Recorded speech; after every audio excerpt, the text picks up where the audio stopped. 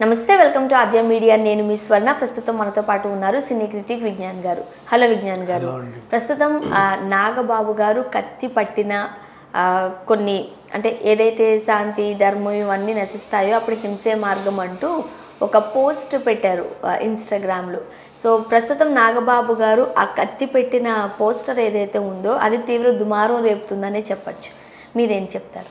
Seriously సడన్గా అన్ఎక్స్పెక్టెడ్గా కొన్ని సిట్యువేషన్స్ని, అంటే ఆ సిట్యువేషన్ చూస్తే ఇట్లాంటి వాటిని కూడా ఈయన పట్టించుకుంటాడా అని అనిపించింది. But I don't know how far దేనికి ఎలా లింక్ చేయాలో తెలియదు. ఇప్పుడు ఆ పోస్ట్ చూస్తే sometimes violence is the only option when kindness fail to achieve justice or peace. అంటే మంచి అనేది విఫలం చెందినప్పుడు ఇప్పుడు ఈయన రాసింది న్యాయం శాంతి సాధించడానికి మాత్రం హింసే మార్గం అని చెప్పేశాడు. దీంట్లో అట్లా కత్తి పట్టుకొని ఒక టైప్ ఆఫ్ అది ఎట్లా ఉందంటే ఇప్పుడు విప్లవాత్మకమైన పిలుపులు అండ్ ఏదో లైక్ కొంచెం ఉన్మాది కైండ్ ఆఫ్ టైపు ఇట్లాంటివన్నీ ఆయన ఇప్పుడు ప్రజెంట్ రెచ్చగొట్టే వ్యాఖ్యలు ఎందుకు చేశాడో అర్థం కాల. ఒక ఉన్మాదిలా ఉన్నాడు. సరే పోనీ ఒక యాంగిల్లో చూస్తే ఇప్పుడు అదే కత్తి ఇంకెవరైనా ఇంకో రాజకీయ నాయకుడు ఎవరైనా పట్టుకుంటే ఏంటి ఇలా తయారయ్యారు, లాస్ట్కి రౌడీ అయిపోయాడు అంటాం. కానీ నాగబాబు గారు కాబట్టి ఇది సినిమా లేక ఏదైనా వెబ్ సిరీసా లేకపోతే ఇంకా దేన్నన్నా ఉద్దేశించి పెట్టాడా అనే ఒక డైలమా, అంతే, అంతకుమించి ఏం లేదు. ఎందుకంటే ఇప్పుడు గట్టిగా ఆయన ఏం అనలేము. నెంబర్ వన్, ఇదేందుకు పెట్టావు నువ్వు, ఎవరిని రెచ్చగొట్టడానికి అంటే ఓన్లీ పొలిటికల్ యాంగిల్లోనే చూడలేం కదా, చూడలేము. ఎందుకంటే because he's also actor. So అట్లా అందుకే మొన్న నిహారిక కూడా ఏం పెట్టినా సరే మనము ఏం అనలేకపోయాం. అంతకుముందు మాట్లాడుకోవడానికి అసహ్యంగా ఉన్న నరేష్ పవిత్ర లోకేష్ పెట్టిన పోస్టులు కూడా మనము పర్సనల్ లైఫ్, ఆ లైఫ్, ఈ లైఫ్ అని కూడా లాస్ట్ ఇదంతా ఒక దరిద్రమైన సినిమా అని చెప్పారు. అదొకటి. ఇట్లా ఏవో ఉంటాయి 1కి 4 సార్లు చూసుకుంటే. బట్ ఈయన పెట్టిన పోస్ట్ మాత్రం నెంబర్ 1. ఈయన పెట్టిన పోస్టర్ అయితే సినిమా కావచ్చు, లేకపోతే వెబ్ సిరీస్ కావచ్చు, లేకపోతే ఇంకేదైనా కూడా కావచ్చు. ఇట్లా ఆప్షన్స్ ఉన్నాయి కాబట్టి దీనికోసమే పెట్టాడు అని మాత్రం అని విమర్శించడం పెద్ద తప్పు. కానీ ఇప్పుడు ప్రజెంట్ అది సినిమా కావచ్చు, వెబ్ సిరీసే కావచ్చు, లేక నువ్వు ఏదన్నా ఉద్దేశపూర్వకంగానే పెట్టవచ్చు. ఆల్రెడీ జనసేన సైనికులు ఎట్లున్నారంటే ఒక టైప్ ఆఫ్ ఎవరు ఏదన్నా అంటే వెంటనే కౌంటర్లు ఇచ్చేలాగా ఉన్నారు.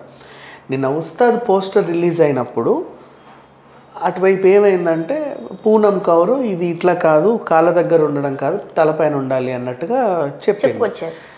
అఫ్కోర్స్ పూనం కౌరు చూసినా చూడకపోయినా సినీ క్రిటిక్స్కి అభిప్రాయం అలాగే ఉంటే, నా అభిప్రాయం అలాగే ఉంటే నేను అదే చెప్పా.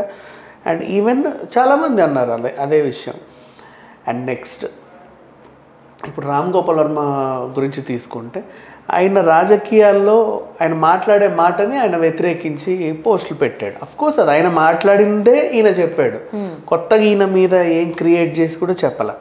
అండ్ నెక్స్ట్ అక్కడ నిజంగా పోస్టర్ ఉంది కాబట్టి అది చూసే పూనం కౌర్ ఆ పోస్ట్ పెట్టింది. నేను కూడా అలాగే అన్నాను, కొత్తగా ఆయన ఏమీ విమర్శించాల. ఇట్లా జరిగింది.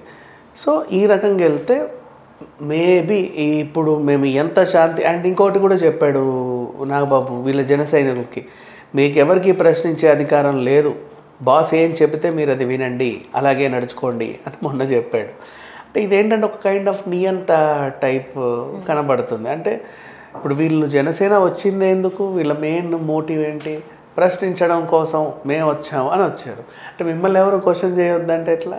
సరే అదొక విషయం. అందరూ నిన్న రకరకాలుగా ఈ రాజకీయ భవిష్యత్తుని, అంటే ఆయన చంద్రబాబు నాయుడుతో ఎన్ని సీట్లు ఇస్తారో మాకు తెలియదు, 30 40 నాకు తెలియదు అని ఒక డైలమాలో, నాకు సీఎం సీట్ వస్తుందో రాదో నాకు తెలియదు, అయినా అది రాకపోయినా పర్లేదు నేను పోరాడుతాను, ఇట్లేదో ఏవో కన్ఫ్యూజన్ వ్యాఖ్యలు చేశాడు.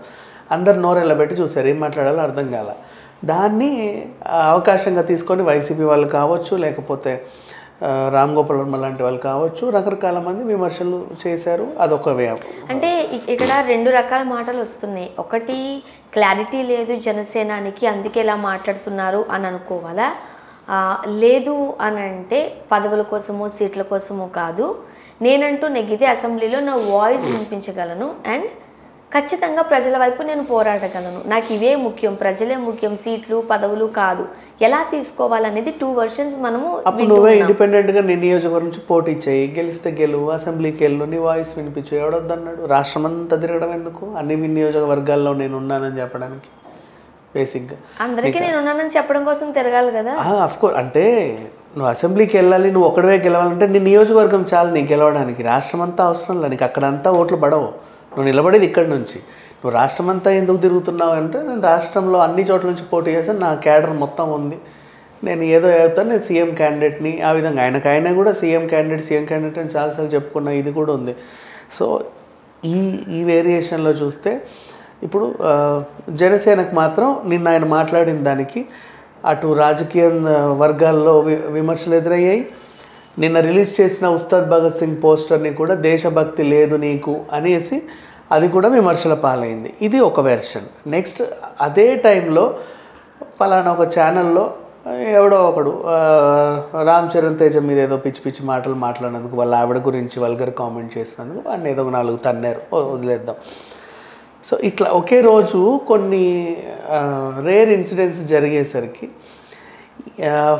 జనసేన ఫ్యాన్స్ కానివ్వండి, రామ్ చరణ్ ఫ్యాన్స్ కానివ్వండి, చిరంజీవి ఫ్యాన్స్ కానివ్వండి, మెగా ఫ్యాన్స్ కానివ్వండి, అంటే ఓవరాల్గా వీళ్ళందరినీ రక్కడం స్టార్ట్ చేశారు. అంటే ఇప్పుడు ఫర్ ఎగ్జాంపుల్ పూనమ్ కౌర్, ఆమె ఏం పెట్టింది, ఉస్తాద్ని అట్లా కాళ్ళ దగ్గర ఎందుకు పెట్టావు, అది అట్లా కాదండి, ఇట్లా అనుకోకుండా ఇలా జరిగింది, లేదా క్షమించండి తప్పైంది, లేకపోతే ఇంకేదైనా వ్యవహారం అది చేసినప్పుడు వాళ్ళు ఏం చేస్తారు, అరే పర్వాలేదు అనుకోడు. కానీ నువ్వు బిచ్చగత్తవి, నువ్వు ఇదివి అని చెప్పేసి ఆమెను తిట్టారు. నెక్స్ట్ అట్లాగే ఆర్జీవి కూడా రాజకీయాల్లో ఇప్పుడు చంద్రబాబు నాయుడు ఎన్టీఆర్ని వెన్నుపోటు పొడచడం కంటే కూడా ఈరోజు పవన్ కళ్యాణ్ కాపు నాయకులకి జన సైనికులు పొడిచిన వెన్నుపోటు చాలా పెద్దది.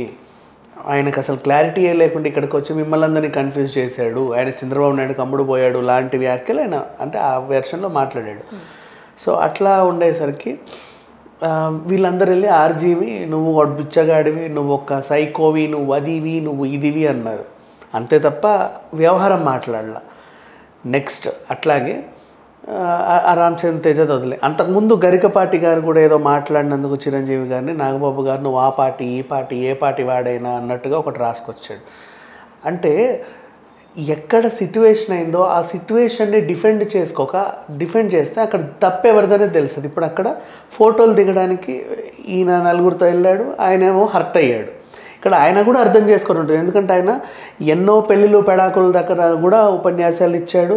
ఆ ఉపన్యాసాలు ఇచ్చినప్పుడు ఆయన మాట్లాడుతుంటే చాలామంది కూడా ముందు నుంచి వెళ్ళి ఫోటోలు దిగుతూ భోజనాలు చేస్తూ వచ్చి కూర్చున్న వాళ్ళు ఉన్నారు. ఆయనకు అప్పుడు రాని అసహనం చిరంజీవి దగ్గరికి 4 వెళ్ళగానే వచ్చింది. ఇక్కడ మళ్ళీ ఒక మెగాస్టార్ వచ్చంటే ఎవరైనా 4 దగ్గరికి వెళ్ళి సార్ ఒక ఫోటో సార్ అంటాడు, అంతే తప్ప మెగాస్టార్ నాడు కాసేపు కూర్చోబెట్టండి ఈ ఉపన్యాసం అయ్యాక మేము ఫోటో దిగాలని మాత్రం అనుకోరు.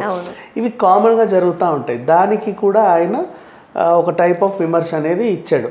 సో ఇన్ని ఇచ్చినప్పుడు ఓవరాల్గా ఇప్పుడు చూసుకుంటే ఈ కత్తి కంటెంట్ వీళ్ళు ఏంటంటే రెచ్చగొడుతున్నారు జన సైనికులని, వాళ్ళని. ఈయన ఒక పోస్ట్ పెడితే ఇమ్మీడియట్గా అందరు రియాక్ట్. అప్పుడు కూడా ఆయన గరికపాటి గురించి ఆ పార్టీ పోస్ట్ పెట్టగానే అందరూ ఆయన బూతులతో వెంటాడారు. ఈ పవన్ కళ్యాణ్ని విమర్శించే వాళ్ళని ఏమన్నా తిట్టినా వీళ్ళందరూ మళ్ళీ బూతులు వెళ్ళారు. ఇప్పుడు ఈ కత్తి పట్టేసరికి ఇక మీదట ఈరోజు రేపు ఎల్లుండి ఆర్జీబీ పోస్టులు పెట్టినా లేకపోతే జనసేన వాళ్ళు పోస్టులు పెట్టినా, అంటే వేరే వైసీపీలు పోస్టులు పెట్టినా, ఇంకెవరైనా ఏమన్నా వాళ్ళందరినీ బూతులతో దాడి చేయండి, అవసరమైతే వెళ్ళి కొట్టండి, తన్నండి, చావండి, కానీ మనం మాత్రమే నెగ్గాలి అన్నట్లుగా ఈ పోస్ట్ ఉన్నట్టుగా అవుతుంది, వైరల్ అవుతుంది. బట్ అది సినిమా, సీరియలో లేకపోతే వెబ్ సిరీస్ తెలియనప్పుడు మనకు అనవసరం. బట్ ఆ పోస్ట్ మాత్రం అట్లా రెచ్చగొట్టే విధంగా ఉంది. Thank you so much. Thank you.